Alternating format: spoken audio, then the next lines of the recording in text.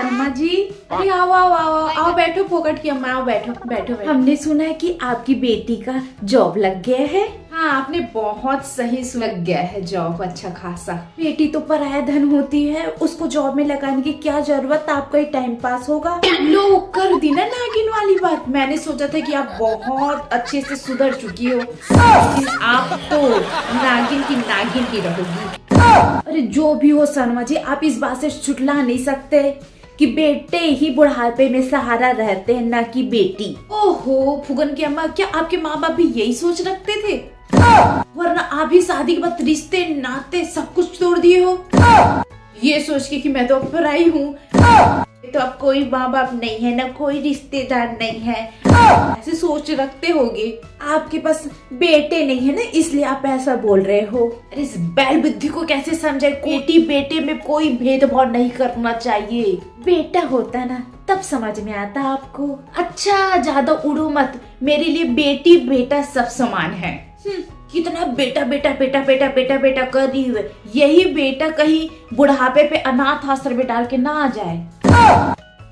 बात बेटी बेटा तक नहीं रहती है, बात सम्मान की आती है, बात संस्कार की आती है, जो आपके बेटों पे बिल्कुल भी आपने डाला ही नहीं है। बोलना क्या चाहते हो कि हमारे संस्कार अच्छे नहीं है? और आपको देख के भी नहीं लगता कि आपके जो संस्कार थोड़ा बहुत मिले भी होंगे वो ढंग के होंगे कि नहीं। तो हमारे बेटे पे हमारा ही गुण आएगा, हमारे संस्कार बहुत अच्छे हैं, हमारे बेटा बहुत सुंदर सुलझा हुआ है और हमारा बेटा हमारे जैसे ही होगा। ओहो, अगर आपका संस्कार आपके बेटे में होगा ना तो अरे क्या पक्का है, मतलब बेकार ही होगा। अरे ये सब छोड़ो शर्मा जी, ये बताओ कि आपके बेटियों के लिए कोई रिश्ता आता है कि नहीं? हमारे बेटे की तो लंबी लाइन लगी हुई है। लो ये तो उल्टा ही हो गया फुकट की अम्मा, क्योंकि मेरी बेटी के लिए जो लंबी लाइन लगी थी ना, उसमें पहले नंबर का लड़का तुम्हारा बेटा ही है। और वो कैसे खड़ा था बताऊं? वो ऐसे खड़ा था, ऐसे कि मेरा नंबर पहले आ जाए तो मैं पहले कर लूं। क्या करे, आपका बेटा पीछे पड़ा था मेरी बेटी के। अरे ऐसे कैसे, हमारे बेटा ऐसा नहीं करेगा। अरे ऐसे कैसे, ऐसे कैसे, कैसे ही किया है। वो ये बोल रहा था कि शादी करूंगा तो आपकी बेटी से ही करूंगा, वरना कुंवारा मर जाऊंगा। फिर मैंने कहा कि तुम्हारी अम्मा को क्या बोलोगे? वो क्या बोला सुनो, वो बोला हमारी अम्मा भाड़ में जाए। लो भाई, ऐसे औलाद को जन्म दिए हो, ऐसे संस्कार दिए हो। आप झूठ बोल रहे हो, क्योंकि मेरा बेटा ऐसा बोल ही नहीं सकता, ना कर सकता है।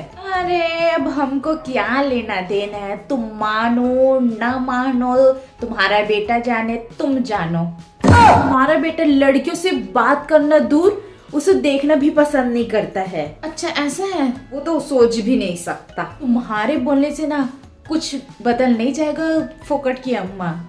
अरे चलो कोई बात नहीं, ये सब छोड़ो। अरे सब छोड़ो, हमारे बेटे तो हीरा है, हीरा।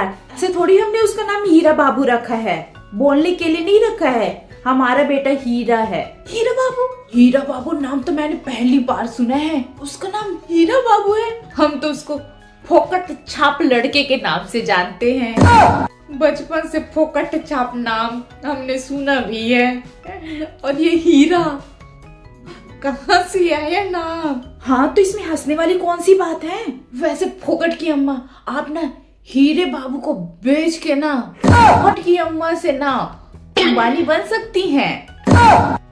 वैसे शर्मा जी, आपकी बेटी को देर रात तक जॉब से आने मत दीजिएगा। वही तो फुकट की अम्मा, हमारी बेटी अकेले नहीं आती, आपके बेटे के साथ आती है। हमारा बेटा?